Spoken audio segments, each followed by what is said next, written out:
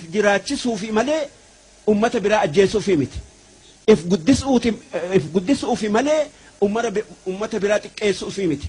Namni nu xiqqeessu ifuma xiqqeessi malee waa haasidni hin abadan hin bakka hin ga'u. Namni haasida namni jedhamu namni biralleen akka nun hassanne nuti hamtuun deemnu gaariif deemna xiqqaa guddaa obboleeyyan keenya afaan keenyan dubbatuu fi kaanillee akka bakka ga'anii guddatanii waliin jiraannu barbaada. Gaa ummanni keenya kan amma dhaabbatee jiru kuni gaa waan waajiba nama hundaati.